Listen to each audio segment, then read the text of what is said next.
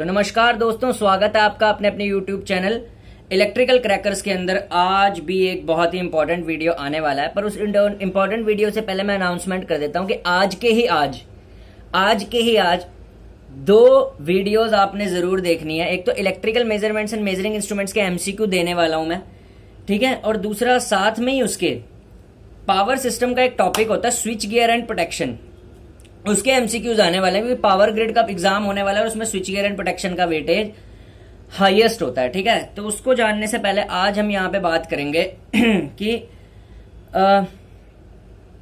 कई बच्चों के मन में डाउट होता है कि इलेक्ट्रिकल इंजीनियरिंग बढ़िया है या इलेक्ट्रॉनिक्स एंड कम्युनिकेशन इंजीनियरिंग बढ़िया है, ठीक है। क्योंकि दोनों ही ट्रेड्स जो होती है, मैं ये उसकी बात कर रहा हूँ। एक कमेंट आया था किसी का, सर ये बताइए कि इलेक्ट्रिकल इंजीनियरिंग ज्यादा बढ़िया है या इलेक्ट्रॉनिक्स एंड कम्युनिकेशन इंजीनियरिंग ज्यादा बढ़िया है। ये जनरली उन बच्चों ने बनाई है जो अभी इंजीनियरिंग स्टार्ट करने वाले हैं, यानी कि जो डिप्लोमा में एडमिशन लेने वाले हैं या फिर बीटेक में एडमिशन लेने वाले हैं। तो कई बच्चे बोलते हैं कि सर मेरा इंटरेस्ट इलेक्ट्रॉनिक्स में है, मुझे लेनी चाहिए। कई बोलते हैं मेरा इलेक्ट्रिकल में है, मुझे लेनी चाहिए। या इलेक्ट्रिकल और इलेक्ट्रॉनिक्स में कौन सी बढ़िया ट्रेड है, ठीक है।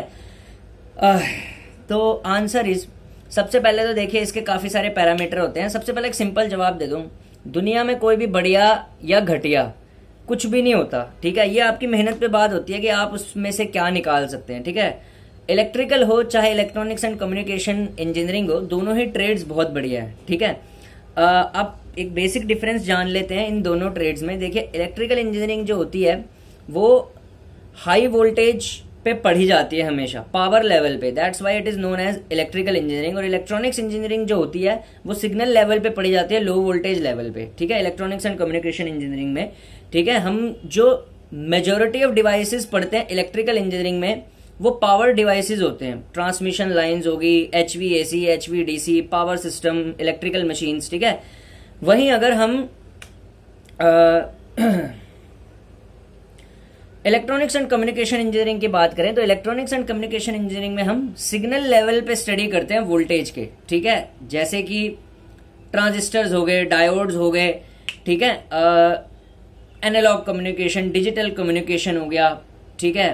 और क्या बोलते हैं, very large scale integration, embedded system, ठीक है। Micro electronics, micro processor and micro controller electrical में भी होता है पर थोड़ा सा कम लेवल पे होता है। ये बहुत ज्यादा डीप स्टडी करते हैं इलेक्ट्रॉनिक्स वाले भी, ठीक है, इलेक्ट्रॉनिक्स वाले इसको।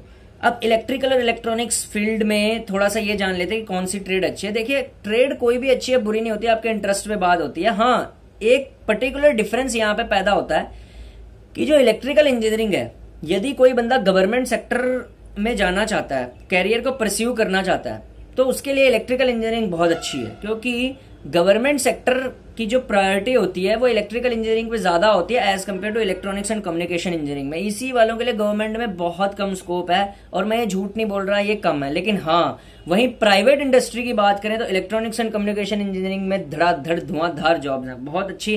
प्राइवेट इंडस्ट्री में आप देखेंगे कि जो कैंपस प्लेसमेंट होती है ना डिप्लोमा और बीटेक के कॉलेज में, वहां पे इलेक्ट्रॉनिक्स एंड कम्युनिकेशन इंजीनियर भी काफी प्लेस होते हैं, बिकॉज उनकी कंपनियां आती हैं, मोबाइल फोन्स की कंपनियां आती हैं, ठीक है। और वैसे भी आप जा सकते हैं, कम्युनिकेशंस वगैरह तो आप प्राइवेट ही है मैक्सिमम, ठीक है। और आप वहां पे काम अच्छा करेंगे तो अच्छा खासा सैलरी पैकेज होता है वहां पे भी, ऐसा कुछ नहीं है।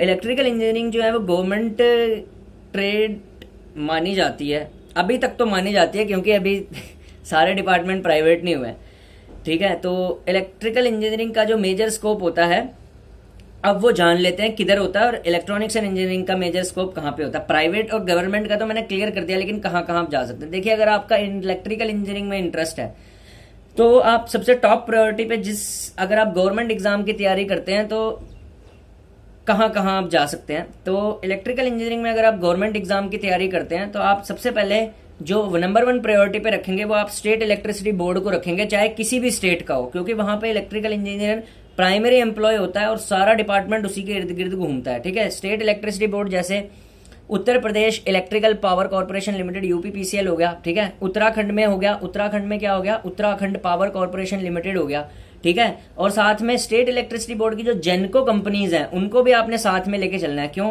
मैंने एक कल स्टेटस भी पाया था, कम्युनिटी पेज पे डाला था कि जनरेशन की जॉब जो होती है वो सबसे रिलैक्सफुल जॉब होती है। देखिए सैलरी तो आपको दोनों जगह सेम ही मिलनी है, तो क्यों ना अगर आपको रिलैक्सफुल जॉब मिलती है जिसमें आप अपने पर्सनल काम भी कर सकें तो आप वो भी ऑप्ट कर सकते हैं। तो जनरेशन कंपनीज कौन सी होती है स्टेट इलेक्ट्रिसिटी बोर्ड की? मेन स्टेट इलेक्ट्रिसिटी बोर्ड जो होता है उसकी तो आपने प्रिपरेशन करनी ही करनी है, साथ साथ में जो उसकी जेनको कंपनी होती है सहायक जनरेशन कंपनी, उसका भी करना है। जैसे यूपी में हो गया UPRVUNL, उत्तर प्रदेश राज्य विद्युत उत्पादन निगम लिमिटेड, इसकी तैयारी आप कर सकते हैं इलेक्ट्रिकल इंजीनियरिंग से डिप्लोमा या बीटेक करने के बाद, ठीक है। और जो उत्तराखंड है उसमें UJVNL होता है, उत्तराखंड जल विद्युत निगम लिमिटेड, क्योंकि उत्तराखंड में पहाड़ है, पहाड़ी इलाके में हाइड्रो इलेक्ट्रिक पावर प्लांट्स होते हैं, और जो हाइड्रो इलेक्ट्रिक पावर प्लांट्स चलते हैं उत्तराखंड में वो UJVNL से चलते हैं। उत्तराखंड जल विद्युत निगम लिमिटेड है वहां की जनरेशन कंपनी, ठीक है। वहां आप वहां अप्लाई कर सकते हैं। हरियाणा में जो इलेक्ट्रिसिटी डिपार्टमेंट है वहां अप्लाई कर सकते हैं, हरियाणा विद्युत प्रसारण निगम लिमिटेड UHBVN DHBVN पे। हालांकि वहां वैकेंसी काफी साल से आई नहीं है, और उनका भी एक जनरेशन प्लांट होता है जिसमें सन 2017 में वैकेंसी आई थी, उसके बाद अभी वैकेंसी आई नहीं है, हो सकता है आगे आए, क्योंकि देखिए इलेक्ट्रिकल एक ऐसी ट्रेड है जहां एम्प्लॉयज की जरूरत तो पड़ती है काफी। तो हरियाणा का जो जनरेशन विभाग है उसको बोलते हैं HPGCL, Haryana power generation corporation limited, ठीक है, वहां आप अप्लाई कर सकते हैं, ठीक है। पंजाब वाला एग्जाम जो होता है वो सिर्फ और सिर्फ पंजाबियों के लिए ही होता है। क्यों? वहां की ऑफिशियल लैंग्वेज पंजाबी है, इसलिए मैट्रिक में आपको पंजाबी पास आउट होना जरूरी है, ठीक है। तो जो भी पंजाबी है भाई वो इसका फायदा उठा सकता है। सबसे कम कंपटीशन जो अगर देखा जाए ना सारे स्टेट इलेक्ट्रिसिटी बोर्ड में से, वो PSPCL में है, Punjab state power corporation limited में। क्यों? क्योंकि बाकी स्टेट में तो ऑफिशियल लैंग्वेज हिंदी होती है, हिंदी तो सबने पढ़ी होती है, लेकिन पंजाब वालों का ये फायदा पंजाबी हर किसी ने नहीं पढ़ी होती, ठीक है। मैं PSPCL का पेपर दे नहीं सकता, ठीक है, ऐसी काफी सारे बंदे हैं जो नहीं दे सकते Punjab state power corporation limited का, ठीक है। तो आप PSPCL बड़ी आराम से, मतलब जो पंजाब का लड़का है वो तो बड़ी आराम से धो देगा PSPCL को। क्यों? पंजाबी आपके पास होनी चाहिए, बाकी सारे बाहर हो गए, आपको बस टेक्निकल स्ट्रांग होना चाहिए, आप PSPCL में नौकरी ले सकते हैं, ठीक है। तो PSPCL होता है Punjab state power corporation limited, उसका भी पेपर आता है। हालांकि मैं उसके पेपर सॉल्व करता हूं। क्यों सॉल्व करता हूं? अगर आपको एक अच्छा इंजीनियर बनना है तो आपको सारे स्टेट इलेक्ट्रिसिटी बोर्ड के पेपर सॉल्व करने होते हैं, क्योंकि एक का क्वेश्चन दूसरे में टपक जाता है, ठीक है। क्योंकि आजकल जो पेपर हो रही है वो सब TCS बना रही है, ठीक है। PSPCL का पेपर TCS बनाती है, तो UPPCL का भी TCS ही बनाती है। तो इसलिए PSPCL का पेपर अगर कोई सॉल्व करता है, भले ही वो उसके लिए एलिजिबल ना हो, लेकिन फायदा उसका किसमें हो जाता है? UPPCL के अंदर, ठीक है, या फिर किसी और स्टेट इलेक्ट्रिसिटी बोर्ड में। अच्छा, दिल्ली के अंदर एक कंपनी है दिल्ली ट्रांसको लिमिटेड, DSSB से फॉर्म निकालती है वो, वहां भी आप अप्लाई कर सकते हैं इलेक्ट्रिकल इंजीनियर के साथ। साथ ही साथ में अगर इतना आप एक मध्य प्रदेश में MPPGCL, Madhya Pradesh power generation corporation limited, वहां भी आप अप्लाई कर सकते हैं इलेक्ट्रिकल में, ठीक है। अगर ये स्टेट गवर्नमेंट आपसे हो जाता है तो बढ़िया, नहीं होता तो आप बैकअप प्लान के साथ रख सकते हैं। जैसे power grid corporation of India limited, हाल ही में वैकेंसी आ रखी है, वहां पर अप्लाई कर सकते हैं, ठीक है। NTPC डिप्लोमा ट्रेनिंग का एक एग्जाम होता है, ठीक है, वहां पर अप्लाई कर सकते हैं। NTPC assistant engineer training through grade होता है, वहां पे भी आप अप्लाई कर सकते हैं, ठीक है, जो बीटेक होल्डर होता है, ठीक है। और अच्छा, एक और चीज बता दूं, NTPC में ना एज क्राइटेरिया सबसे कम है। NTPC 24 साल से ऊपर वाले लड़के को पेपर नहीं देने देता, ठीक है। तो NTPC में तो ये लगा लो कि आपको अगर पास आउट हो तो तभी क्लियर करना पड़ेगा, ठीक है। NTPC का ड्रॉबैक ये है, बाकी सब में एज बहुत अच्छी है, ठीक है। और क्या कहना था, NTPC में जा सकते हैं, BHEL में जा सकते हैं, और भी बहुत सारी कंपनियां हैं सेंटर की। NFL में जा सकते हैं, फर्टिलाइजर्स भी इलेक्ट्रिकल इंजीनियर को लेते हैं, एज ए सेकेंडरी एम्प्लॉय लेते हैं। NFL हो गया, IOCL हो गया, ठीक है, BPCL हो गया, HPCL हो गया। हालांकि HPCL, BPCL, IPCL ना मैकेनिकल ओरिएंटेड कंपनी है, पर इलेक्ट्रिकल की वहां थोड़ी सी मौज होती है, क्योंकि इलेक्ट्रिकल वहां पे सेकेंडरी एम्प्लॉय होता है, तो ज्यादा दिमाग पे बोझ नहीं होता, ठीक है, और पर्क्स भी अच्छे होते हैं, ठीक है। उसके बाद IOCL, BPCL के बाद आप एक और जगह जा सकते हैं, ठीक है, गवर्नमेंट में ही बात कर रहा हूं इलेक्ट्रिकल की, अभी इलेक्ट्रॉनिक्स पे आऊंगा मैं, ठीक है। और जगह जा सकते हैं, वो कहां जा सकते हैं? आप जा सकते हैं जो डेवलपमेंट अथॉरिटीज होती हैं स्टेट की, जैसे दिल्ली डेवलपमेंट अथॉरिटी, ठीक है, पंजाब डेवलपमेंट अथॉरिटी, ठीक है, Haryana urban local bodies limited, ठीक है, Uttarakhand public works department and rural works department limited, ठीक है। इन सब में भी आप जा सकते हैं, ठीक है। ठीक है, तो ये स्कोप होता है। और एक और बड़ा एग्जाम होता है, ठीक है, वो आजकल गहरी नींद सो रहा है, वहां पे इलेक्ट्रॉनिक्स वाले भी जा सकते हैं। इलेक्ट्रॉनिक्स वाले के लिए जो गवर्नमेंट जॉब होती है वो 2 डिपार्टमेंट्स में होती है, ठीक है, ज्यादातर किस में होती है, एक होती है रेलवे में और दूसरी होती है डीएमआरसी में। जेई इलेक्ट्रॉनिक्स की वैकेंसी भी निकलती है रेलवे में और इलेक्ट्रिकल की भी निकलती है। आरआरबी जेई सो रखा है, ठीक है। इसी तरह डीएमआरसी जेई भी काफी टाइम से सो रखा है, वहां पे भी इलेक्ट्रॉनिक्स को सिग्नल एंड टेलीकम्युनिकेशन इंजीनियरिंग पे लिया जाता है, ठीक है। यूपी आरवी यूएनएल भी इलेक्ट्रॉनिक्स इंजीनियर को लेता है, लेकिन नामात्र सीट के लिए होता है, वो होता है ना ऊंट के मुंह में जीरा, ठीक है। इलेक्ट्रिकल की यूपी आरवी में इतनी कम वैकेंसी हो गई, तो इलेक्ट्रॉनिक्स वाले तो बस ये लगा लो कि ठीक है तुम तो वहां बिन बुलाए मेहमान जैसे होते हो, ठीक है मतलब क्योंकि वहां पे इलेक्ट्रॉनिक्स की बहुत कम वैकेंसी होती है, ठीक है। तो इलेक्ट्रॉनिक्स में गवर्नमेंट सेक्टर बहुत कम है, ठीक है, लेकिन ये जितना मैंने बताया इलेक्ट्रिकल का गवर्नमेंट सेक्टर था, इलेक्ट्रॉनिक्स में आरआरबी जेई डीएमआरसी इन्हीं सब में है, ठीक है।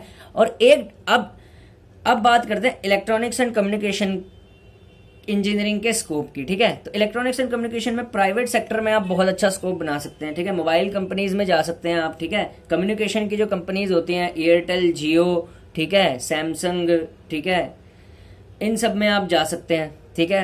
इलेक्ट्रॉनिक्स कम्युनिकेशन करने के बाद ना आप पीसीबी डिजाइनर इंजीनियर भी बन सकते हैं, प्रिंटेड सर्किट बोर्ड डिजाइनर, ठीक है। आप इलेक्ट्रॉनिक्स एंड कम्युनिकेशन इंजीनियरिंग के अंदर प्रोग्रामिंग लैंग्वेजेस भी बहुत होती हैं, तो आप उन प्रोग्रामिंग लैंग्वेजेस को पढ़ के आप कंप्यूटर्स की फील्ड में भी एक्सेस कर सकते हो, ठीक है। अब सवाल ये पैदा होगा, एक डिसअपॉइंटमेंट मानते होंगे कि इलेक्ट्रॉनिक्स एंड कम्युनिकेशन इंजीनियर वाले कि प्राइवेट सेक्टर में जाना पड़ता है हमें, गवर्नमेंट सेक्टर तो अच्छा है। तो ऐसा कुछ नहीं है, आजकल का समय में ना गवर्नमेंट सेक्टर, मतलब कह सकते हैं आज बस गवर्नमेंट सेक्टर में सिक्योरिटी है, ठीक है ना। बाकी गवर्नमेंट सेक्टर अच्छा है या बढ़िया है ये डिपेंड नहीं करता, मेन आज के टाइम पे डिपेंड करता है पैसा, और पैसा हमेशा प्राइवेट सेक्टर में ही होता है ज्यादा, ठीक है। आपको पता है private sector skill oriented sector होता है, ठीक है। इलेक्ट्रॉनिक्स एंड कम्युनिकेशन इंजीनियर और कंप्यूटर इंजीनियर जो होते हैं ना वो ज्यादा पैसा कमाते हैं कि इलेक्ट्रिकल इंजीनियर से। हालांकि रिस्पेक्ट इलेक्ट्रिकल की ज्यादा होती है, पर पैसों के मामले में हमेशा आप देखोगे कंप्यूटर साइंस इंजीनियरिंग इतनी डिमांडिंग में क्यों है आजकल। इलेक्ट्रिकल इंजीनियरिंग के तो कॉलेजेस खाली हैं, क्यों? इलेक्ट्रिकल इंजीनियरिंग में लगती है सरकारी नौकरी, और सरकारी नौकरी लगने का में बहुत संघर्ष करना पड़ता है, जबकि कंप्यूटर साइंस इंजीनियरिंग में आपके पास स्किल हो। देखा नहीं आजकल एक आईआईटी का भी लड़का इलेक्ट्रिकल इंजीनियरिंग को सबसे लास्ट ऑप्शन लगता है, लेकिन अगर वो अच्छे से लेता है तो कंप्यूटर साइंस इंजीनियरिंग लेता है, और उसके बाद 2-2, 2.5, 3-3 करोड़ों के पैकेज होते हैं, उनके अलग अलग फ्लैट्स होते हैं, उनकी लेविश लाइफ होती है, ठीक है। इसी तरह इलेक्ट्रॉनिक्स एंड कम्युनिकेशन इंजीनियर्स की भी लेविश लाइफ आप जी सकते हैं, ठीक है। भले ही प्राइवेट सेक्टर आपको 10,000 रुपए स्टार्टिंग में दे, लेकिन उसी में एक्सेल करते करते आप एक दिन करोड़पति भी बन सकते हो, ठीक है ना। तो ऐसा कुछ नहीं है, ऐसा कुछ नहीं है, काम करने वाले बंदे के लिए ऐसा कुछ नहीं है कि कोई सेक्टर बुरा होता है या कोई सेक्टर अच्छा होता है। प्राइवेट इंडस्ट्री आजकल ग्रोइंग इंडस्ट्री है, मतलब अगर देखा जाए तो उसके लिए जिसके पास स्किल है, स्किल आपको सीखनी पड़ेगी। गवर्नमेंट सेक्टर उस बंदे के लिए अच्छा होता है जिसको समाज को सर्व करना है, जैसे यूपीपीसीएल में आप जाके समाज को सर्व करते हैं, ठीक है, आप सर्व करते हैं वहां पे सोसाइटी को, सोसाइटी आपको देखती है एक रेप्यूटेड इंजीनियर के सामने, ठीक है। प्राइवेट इंजीनियर जो होता है हालांकि वो सैलरी ज्यादा कमाता है, सैलरी तो ऑब्वियस सी बात है, इलेक्ट्रॉनिक्स कम्युनिकेशन इंजीनियर्स और क्या बोलते हैं कंप्यूटर इंजीनियर्स यही ज्यादा कमाते हैं, बिकॉज प्राइवेट कंपनी ही तो होती है जो अपने हिसाब से आपको पैसा देती है। आप नचाते हैं वहां पे अपने बॉस को कि इतना मुझे पैसा दे, ठीक है ना, तब मैं तेरे लिए काम करूंगा, ठीक है। तो बॉस भी सीधा न्योछावर करता है यूं करके, ले बेटे 1 लाख रुपए ले 2 लाख रुपए ले, और फिर वैसे वैसे आप भी काम करते हो वहां पे, ठीक है। लेकिन वहीं गवर्नमेंट सेक्टर, हाँ, पर प्राइवेट सेक्टर का इंजीनियर जो होता है ना वो चाहे सीईओ क्यों ना बन जाए लेकिन कभी साहब नहीं कहलाता, ये दिक्कत होती है। लेकिन गवर्नमेंट सेक्टर का इंजीनियर जो होता है वो एंट्री लेवल पे ही साहब होता है, जैसे जेई साहब, एसडीओ साहब। ये साहब की फीलिंग जो होती है वो इलेक्ट्रिकल इंजीनियर के सीने से जुड़ी होती है, ठीक है। और पैसों की फीलिंग जो होती है वो इलेक्ट्रॉनिक्स एंड कम्युनिकेशन। देखिए पैसा गवर्नमेंट जॉब में है लेकिन वो कितना है, एक लिमिटेड है, यानी कि आप जिसमें जीवन यापन कर सकते हो, ठीक है। लेकिन करोड़पति बनना है आपको, लखपति बनना है, तो ऑब्वियस सी बात है वो तो प्राइवेट सेक्टर के इंजीनियर्स ही बनते हैं, ठीक है। वो तो गवर्नमेंट सेक्टर का इंजीनियर कभी बन ही नहीं सकता। लखपति करोड़पति बन सकता है गवर्नमेंट सेक्टर का, लेकिन वो इलीगल तरीके से बनता है, और इलीगल तरीके का कमाया हुआ पैसा कभी भी आपके काम नहीं आता, वो आपकी रिस्पेक्ट सोसाइटी में रिस्पेक्ट डाउन करता है, ठीक है। पर जो सही तरीके से करोड़पति बन सकता है या कुछ बन सकता है वो प्राइवेट इंजीनियर ही बनता है, ठीक है। बट देखिए तो दोनों के अपने अपने एडवांटेजेस हैं, ठीक है। प्राइवेट इंजीनियर्स के इसलिए हैं कि उनके पास स्किल होती है, वो अपनी स्किल के हिसाब से पैसा लेके ग्रो करते हैं। गवर्नमेंट इंजीनियर के पास रिस्पेक्ट होती है। तो देखिए, मैं पहले भी बोलता हूँ कि दुनिया जो है ना 100% आइडियल नहीं है, हर किसी का अपना एडवांटेज और अपना डिसएडवांटेज होता है, ठीक है। तो यही है, ठीक है, कि एक तरफ रिस्पेक्ट है, लिमिटेड पैसा, एक तरफ हाई पैसा और लिमिटेड रिस्पेक्ट, ठीक है।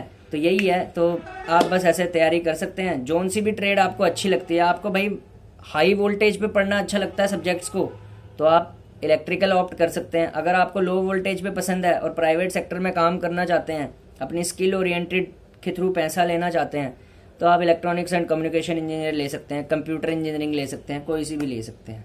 धन्यवाद।